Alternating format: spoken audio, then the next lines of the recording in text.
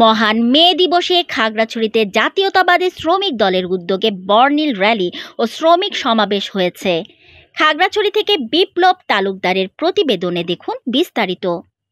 দিবসটি উপলক্ষে বৃহস্পতিবার ১লা মে দুপুরে ১২টার দিকে শহরের মিল্লাত চত্বর থেকে একটি বর্ণাঢ্য র্যালি বের হয়ে শহরের প্রধান সড়ক ঘুরে শহীদ রাষ্ট্রপতি জিয়াউর রহমানের স্মৃতি ভাস্কর্যে পুষ্পমাল্য অর্পণ শেষে দলীয় কার্যালয়ের সামনে সমাবেশ করে।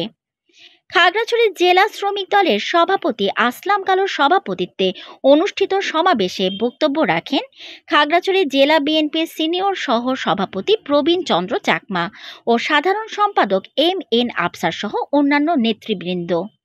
এই সময় উপস্থিত ছিলেন খাগড়াছড়ি জেলা বিএনপির যুগ্ম সম্পাদক এড মালিক মিন্টু, মোশাররফ হোসেন, অনিমেষ চাকমা রিঙ্কু, সাংগঠনিক সম্পাদক আব্দুর রব রাজা, আবু তালেব, সদর উপজেলা বিএনপির সভাপতি মফিজুর রহমান, সাধারণ সম্পাদক আবুল হাশেম ভূঁইয়া, সদর পৌর বিএনপির সাধারণ সম্পাদক নজরুল ইসলাম, জেলা যুবদলের সভাপতি মাহবুব আলম সবুজ, জেলা মহিলা দলের সভাপতি কুহিলি দেওয়ান, জেলা ছাত্র দলের সভাপতি শাহিদুল হোসেন সুমন, সাধারণ সম্পাদক জাহিদুল আলম, জেলা স্বেচ্ছাসেবক দলের আহ্বায়ক আব্দুল্লাহ আল নোমান সাগর ও জেলা শ্রমিক দলের সাধারণ সম্পাদক রোকন চৌধুরী।